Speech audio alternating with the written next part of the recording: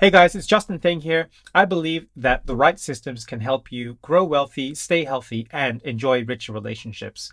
Today, we're going to be talking in this video about a plan that I used in a group setting, and I've just chopped it down in this particular video. I've taken out the participants for privacy's sake.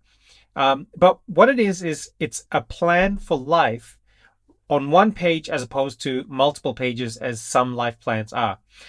And it's going to help you get really clear on your why and then where you can express you and everything that you are in a life plan. So if you like this topic and other topics like this, make sure that you hit the like button, subscribe to the channel, and also the bell notifications so you can be notified anytime I post.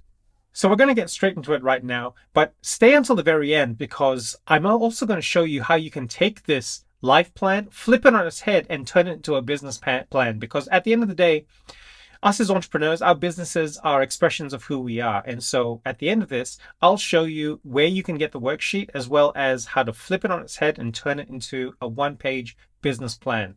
Ready to rock? Let's go. So I wanted to kick this off with a quote that I remember reading in a book called Sophie's World, which is about philosophy. And the definition of wisdom that they put in there is that wisdom isn't having the right answers, it's knowing how to ask the right questions. And that's really the basis of what I want to lay here, because this isn't listen to the guru tell you all the answers. This is a tool to help you make better inquiries of yourself as you're planning your next phase in life. So to start with, let's ask a great question. What is success? You know, it's a hard question because I got asked this once by a friend of mine who it was actually quite a tricky situation because this friend of mine, he and I, we used to go clubbing together. We used to know each other quite well, you know, boys. Um, and then he ended up becoming a partner in Deloitte and wanted to show off a little bit and was literally sending me messages on Facebook saying, look at what I do now. I thought it was crazy. Like I would never do that. So I said, look, that's cool. This is what I do. And he kind of shrugged it off as me being an entrepreneur because he felt like he was in a big company, and he was like, so what's your definition of success, Justin? And I was like, wow, that's a big question, but I had to think about it. And this is my answer. At the early part of my life, I built a career, and I'll tell you a little bit of story about that. But as the saying goes, sometimes you climb to the top of the corporate ladder and you find out that it was leaning against the wrong wall and you didn't want to be there. So I crossed that out. That's not success for me. It was on the wrong wall. I thought maybe I'd start a business and I'll do my own thing, make my own ladder. But of course, businesses don't always work out, and I experienced some failures in business. But over the various chapters of my life, what I discovered was my definition of success is actually the ability to create freedom for myself. And my definition of freedom is to be able to create abundance from literally nothing. So for me, success isn't a job, it isn't a business. My definition of success is my ability to create abundance, be it wealth, family, joy, out of nothing, anytime that I want, so that I'm not dependent on anybody to give me their plan or their vision for my life or their pathway. Does that make sense? It reminds me of this quote that my friend Albie told me: once a millionaire, always a millionaire. Albie is the kind of guy that literally buys islands. He is a very, very wealthy man. And he was telling me the story one time when I went to Jakarta to meet him. He said he was telling me the story about how he went broke. He went bankrupt. One of his businesses failed, but within 12 months, he built himself up to become a millionaire again. And I asked him, I said, how did you do that?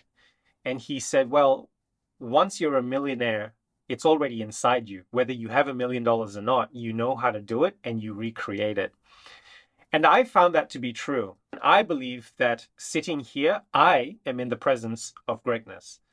I just have this general philosophy that when I meet people, when I talk to people, I'm sitting in front of a potential world changer, next thinker, leader in the presence of greatness. In fact, my personal philosophy is that in everybody, there is a song, a book, and a movie.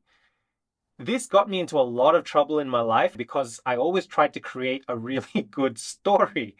But it is a personal philosophy of mine. So I'm going to talk you through now the plan to rule them all. But this plan is simple, and simplicity has its own drawbacks. I'm going to show you how to take basically all of who you are and put it on one piece of paper. So expect it to feel intense. Expect your head to hurt a little bit. My head will hurt a little bit at the end of it. I won't go so in depth and unpack like I would in a one-on-one, but I will show you how to use the worksheet and map out your thoughts. The end goal of this plan is to have some clarity. That's all. And this is the Lean Life Plan. We're going to start over here in Friends of Destiny. Okay, so I'm a big believer that you are the average of your 5 closest friends. I have made very, very hard decisions before where I looked at my 5 closest friends and thought to myself, I need to pull up my average. So I've hung out with people before who they don't dream big, they play it very safe.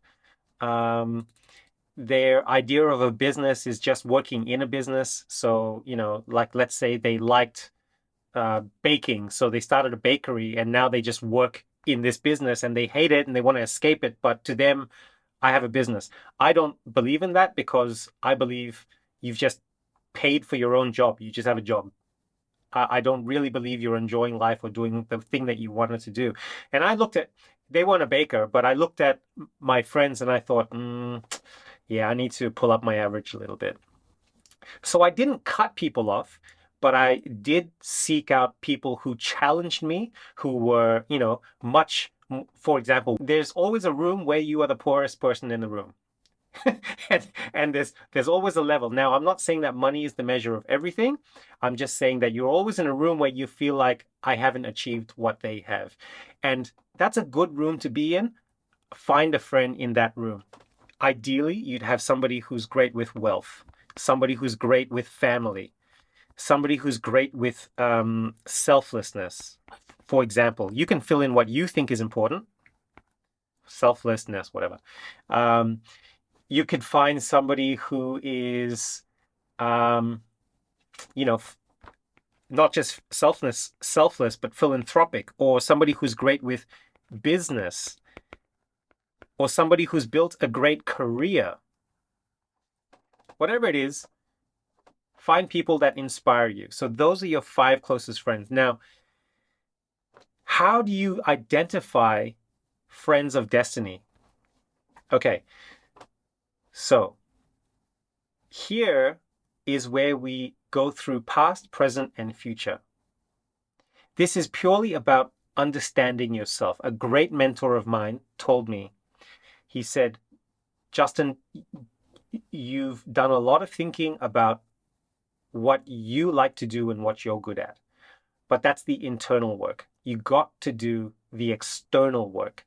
And the external work is you must ask people close to you what their experience is of you. Not what they think of you, not what you do for them. What is their experience of you? So somebody might say, my experience of Justin is he makes me feel better about myself and that I can think bigger for myself. Whereas another person might say, my experience of Justin is that he's dismissive and cold. And all of those are important. None of them are judgment. Okay. So we go and look at that and I say to myself, okay, as a communicator, my internal world is very important because people might feel like I'm being dismissive or cold. Where I'm trying to help, they may perceive me as looking at them like a pet project. So I have to be very careful with my internal world. So when we ask people, what is your experience of us? We're looking at how the world feels us. What feeling do we give the world? I did this with somebody once a very high powered executive, and they said, people say I'm controlling. And she said it like it was a bad thing. And I'm like, yeah, but people who are disorganized say that organized people are controlling. So it just means you're organized. So you can be aware that some people might feel you're controlling, but they're giving you an insight into your internal wiring. It's not theirs, and that's okay. So, you would be, like look at Winston Churchill.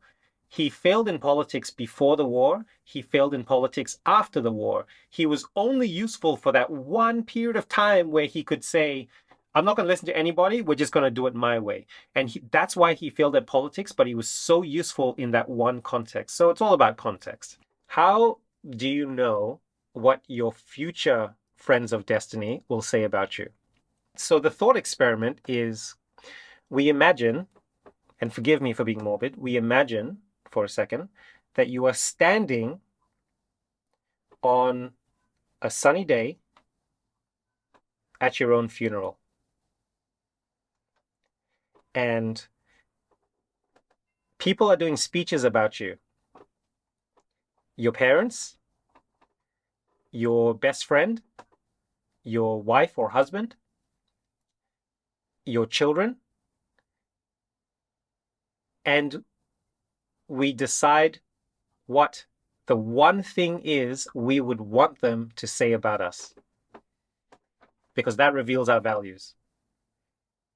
So for me, I have 3 daughters, and I told them that I don't mind what they do in their life, but at my funeral, if they're able to say, my dad taught me how to be strong, I would be happy. For my friends, I would want my friends to say, Justin was an inspiration. For my parents, I would want my parents to say, he never did things the way that he thought he would, but he found a way to succeed anyway. I would want my spouse to say, Justin saw something in me that nobody else did, and he unlocked all of it. What would your future friends say about you? You can pick anything. I'm just calling them friends of destiny, but it could be any. A friend of destiny is someone in a voices in your life that pull you towards the best, not the best version of yourself, but your best expression of your why, the reason why you do things. That's a friend of destiny. All right. You'll notice that this thing is built like a house, quite deliberately. Everything on this side is underpinned by your definition of success. Everything on this side is underpinned by your level of investment. I won't spend too much time on this, but we need to go here next. What is the goal that we have? The big picture goal. If you don't know the big picture goal, you can set a 12-month goal. So goal, where you're actually at right now, what the reality is. By the way, you can do this for every area of your life: spirituality, fitness, finance, family, and the other F's. Okay? And then what you're going to do next. You pick one thing that you can change. Just one. The easiest change that you could make. And you level up your life. So if you really start to think about this, again, this whole thing is a living document. It's not supposed to be a plan that you make once and forget about. You develop it, you understand yourself better, and you find that you can become a talk show host, own a fashion company, write a book, be a PT coach, and never have to change what's on this plan because you are just expressing your why. Okay, now let's come over here, because to understand our why is quite a difficult topic. Why do we do what we do? It's not something that we put on. It is in you. It is, I don't know how it gets wired in there, but it does get wired in you. It's the thing that makes you get attracted to certain voices, certain things, certain people, certain vibes that you just keep going back to. Maybe it's a podcast that you listen to and you're like, why do I like this so much? My wife, I don't understand why Lassie, that's her name, I don't understand why Lassie can watch Australian government parliament broadcasts for hours. It is the most boring stuff. I have no idea why she can do that. She doesn't talk about government. She doesn't like that stuff, but she could watch that for hours and she's like so engrossed. I suspect that there's something in her about governance and fairness, and she's just captivated by watching people trying to figure out the right thing to do. Maybe. I don't know. But it's a signpost to her why. So the tricky thing is figuring out our why. We need little tricks to do that. And I've got 3 little tricks for figuring out your why. What makes you mad? What makes you sad? And what makes you glad? Let's start with what makes you mad. These are pet peeves, things that just irritate the hell out of you, and people just don't get why it makes you so angry. Worry about tiny things when it's falling apart. Richard Branson said, if I didn't start a business, I would be like a hornet trapped inside a house, banging my head against a glass window over and over again until I just got more and more and more angry because I wasn't meant to be in a house. What he meant was I wasn't made for a job. I just can't work in a job. That was his thing. So, okay, now, how you help. Look at this. This is the problems, and here's how you help. You follow me? I don't even need to ask you this. I can tell you how you help already.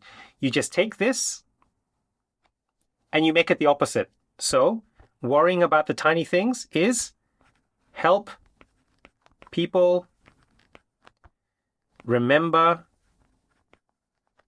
the big picture. The status quo is find a better way. Simple. See how easy that is? Admin feels frustrating, not interesting. Find more interesting ways to be productive. See what I did? You just flip it on its head. Just turn the opposite. Simple. So then what makes us sad? Number 1, people. So I take remembering the big picture. Things make us sad when people stop us from doing this. People that drain us with small problems. 2, finding a better way to do things. People saying I'm too young. 3, find more interesting ways to be productive. People who force admin.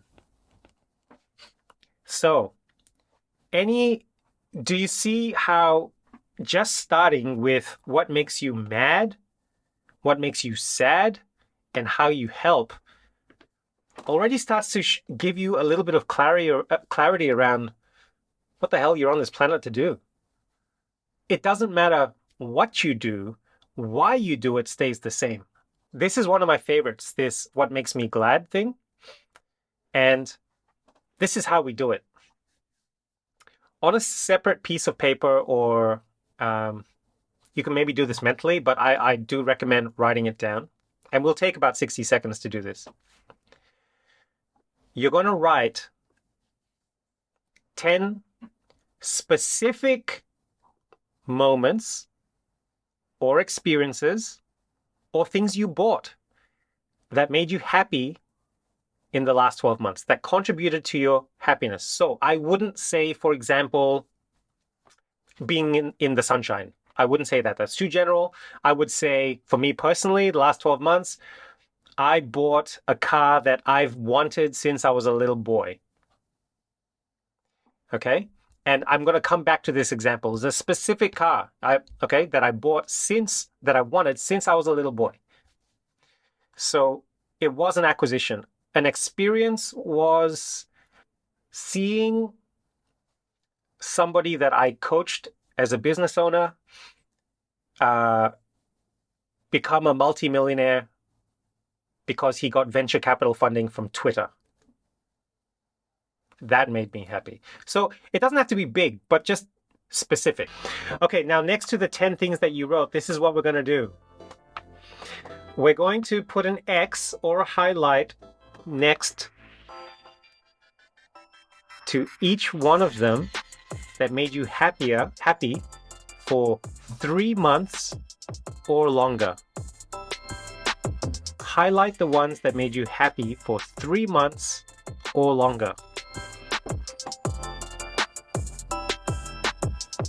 And of course, the idea behind this is that if we're trying to maximize the amount of happiness in our life, it's not just the spikes that are important, but the ones that last. Staying on that mountaintop for longer. The things you're highlighting are the things that made you happy for 3 months or longer. So the effect of it was at least 3 months. Okay, so now I'll tell you my car story. So I expected that when I did this for myself, I expected that, it'd be like, oh, I was materialistic and I got a car and it didn't really make me happy because then I wanted the next thing. And that is actually not true. It made me happy 3 months or longer. In fact, it still makes me happy. And the reason it makes me happy is because it reminds me that I'm young, wild, and free. And when I looked at the other things that made me 3 months happy or longer, I realized those things also made me feel young, wild, and free. And I realized that these are my 3 values. There are more, but 3 of my core values is I want to live a life, one where I don't grow old. Not, of course, externally I'm going to grow old, but internally I want to stay playful. I want to enjoy things. Wild, well, I bought a car that isn't necessarily a luxury car. I don't want a luxury car, but it's loud and fun.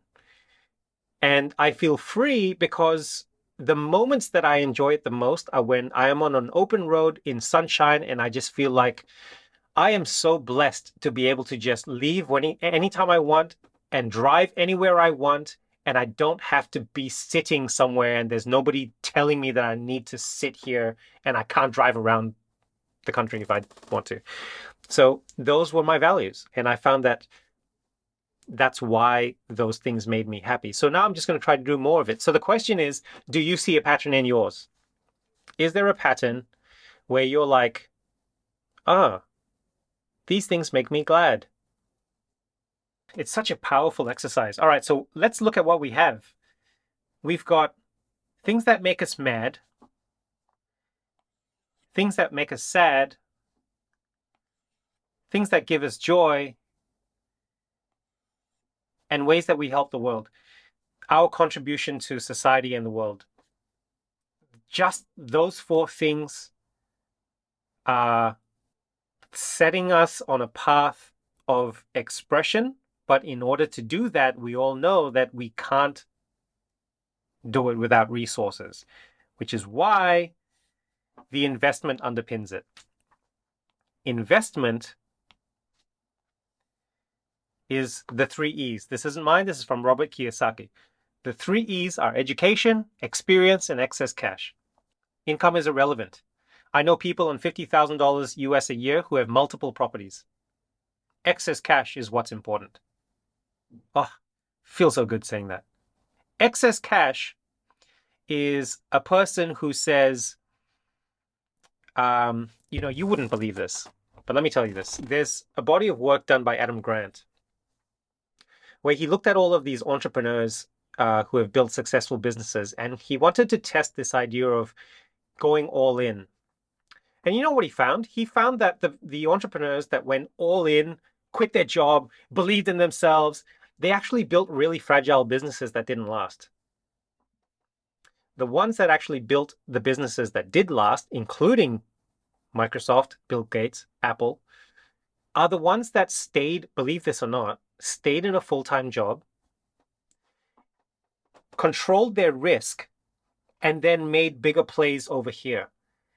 And they made sure that they were careful and strategic, and they took their time years after year after year after year building up their asset before they moved across. That's completely against what we're told out in social media, but that's the data. Personally, I found that when I went all in, I had pressures on my life that made me make stupid decisions. Like I need to put my kids through school, so I hold on to clients that are soul destroying, bad for the business, bad for me, but I hold on to it because the money puts my kids through school. Or I have people to hire or maintain. However, when I did a risk portfolio approach and saw myself as an investor of time and an investor of money, then I realized that I could be an entrepreneur regardless of whether I worked in a business or in my own business or worked in somebody else's business. In fact, if I worked in somebody else's business, they're funding my business. Actually, that perspective came from my advertising days because I realized in advertising that we were just being creative, but the difference between us and an artist is that somebody was paying us for our creativity, whereas an artist pays for their own creativity until they sell their work. And it's rocky and bumpy. So, coming back to excess cash, if you really want to fund your ability to do this to help the world, you need excess cash. Plain and simple. As much of it as possible. Cash that isn't paying your rent or your mortgage or your lifestyle, you need it because you're going to have to take risks that are independent of your emotions and your needs. The other two E's are education, for example, financial intelligence, business education. If I wanted to start up a personal training business, do you think that I could do it without any education? I certainly couldn't sustain it. And experience. When I first started my own agency, I thought that because I was making other agencies that I worked in lots of money and lots of awards, that I would be able to do it for myself. It was pretty naive. I had to learn through experience that running a business is not the same as, okay, being good in an industry is not the same as running a business in an industry. In fact, it's a disadvantage because I found it very hard to let go of the tools and let other people do it because I was so invested in the creative product. I really wanted to get hands in. I really wanted to stay involved, and it was my limitation. So I never built a company that was able to run without me. And so when I left for 12 months, the company just went stale. Now we're going to look at what your unfair advantage is. What is your unfair advantage? What do you have access to that nobody else has access to? For example, maybe you're not scared of traveling the world because you've done it for so long. Whereas other people are like, well, how do I open up and get clients in different countries? To you, it's like, well, easy. I already have friends in other countries. That's an unfair advantage. Maybe it's an experience. Maybe it's a resource or a network that you have access to. If you get stuck with this, I have a little trick, and that trick is S.H.A.P.E.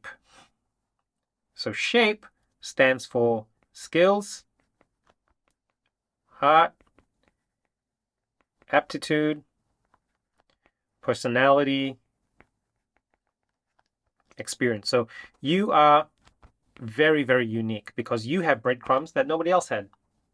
Aptitude is things that you're good at without anybody teaching you how to. It's like the difference between a gift and a talent. A gift is something you're born with. I was born with the gift of the gab. I can talk, but I wasn't good at communication just because I could talk.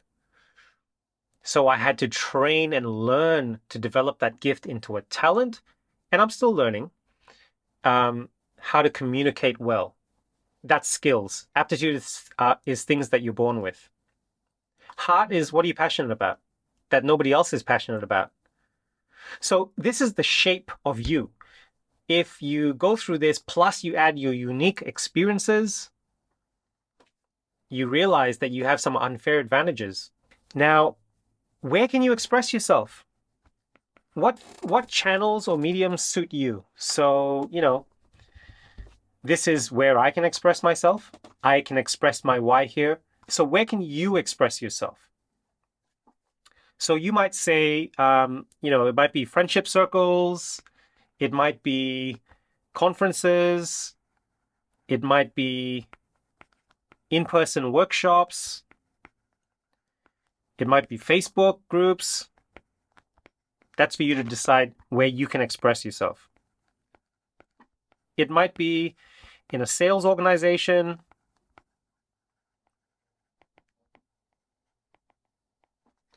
And you can get more specific. You can be like, is it a big organization? Is it a small organization? What are the values of that organization? Can I really express my own values if the organization doesn't share those values, etc.?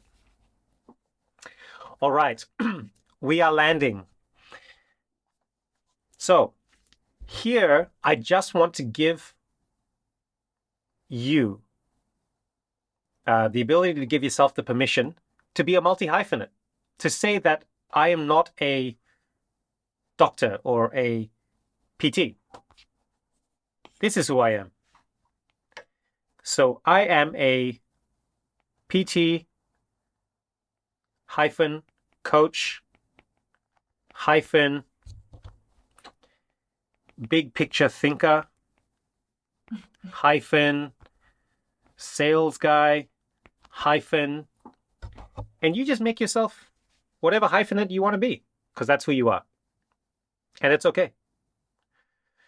That's the world. And I express myself by, so as this multi-hyphenate, I express myself by, so I'll tell you mine, writing books, courses,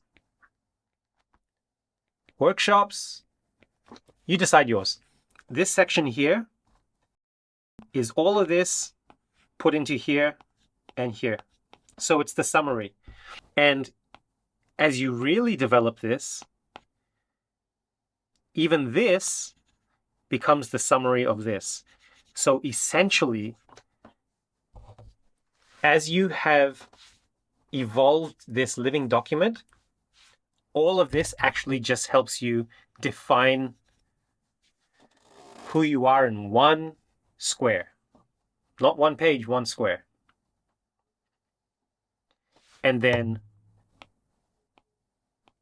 these can change, evolve, shift, explore, express, but this always stays the same. Now, I say it again. I really genuinely believe I'm in the presence of greatness. So, coming back here, actually, I want to do one last thing. Because everybody here thinks entrepreneurially, I want to tell you how this is adapted for a business. And I'm going to do this in 60 seconds. Friends of Destiny are your buyer personas, the kind of customers you speak to. What they say are insights about them, where they hang out, what they do. Where you express is the channels that they are in. Facebook, social media, email. What makes you mad is the problems that you solve. If I sold vacuum cleaners, the problem I solve is not, oh, people don't have vacuum cleaners. The problems I solve are people hide their mess, they're last minute, and they don't have time. So the solutions is not vacuum cleaners. The solutions is I help them suck it up. Oh, that's a tagline, but I help them notice the mess. I make it easy for them to plan ahead, and I have a battery life that lasts a long time. For example, what makes you sad is the competition. What blocks you? Maybe it's a competitor, maybe it's doing nothing, but maybe it's a mindset that people have that block you from being able to help. What makes you glad? These are your metrics. Traffic, leads, conversions, or if you're on e-commerce, traffic, sales, customer lifetime value. What specific numbers do you use to measure your success? Your investment is your cash investment as well as your personal investment. So growth, team, technology. So team, technology, and cash. Your multi-hyphenate is your sticky proposition. For example, I am Uber for bakeries. I am the Uber of bakeries. Or I am the Anthony Robbins of sailboat building. Whatever it is. Okay? It's the sticky phrase. And your why is your elevator pitch. It's not a slogan. It's your promise. What is the one big promise that you give to people? In my businesses, the promise that I give people is clarity and confidence. So if I'm selling agency work, they're not buying marketing. I don't sell marketing. I don't sell time. I sell clarity and confidence. I have weekly Facebook calls with, Facebook. I know what's going to work. And so people pay me for that. They pay me for access. My unfair advantages are the advantages your business has that nobody else has. Maybe it's your excess cash. Maybe it's your resource. Maybe it's your network. Maybe you have friends all around the world who can become customers or know people who can become customers. What's your unfair advantage? So that is the lean methodology. So that was the Lean Life Plan, guys. This is Justin Theng. If you haven't figured it out already, you can get the Lean Life Plan worksheet down in the link in the description below. And you can also flip that on its head and use it for your business as a business plan on a page. Now, if you like this content and it was valuable to you, let me know by hitting the like button down below, as well as the subscribe button and the bell notification button so that you can be notified every time that I post. This has been great hanging out with you. I really hope you got a lot of value from it, and I'll see you next time.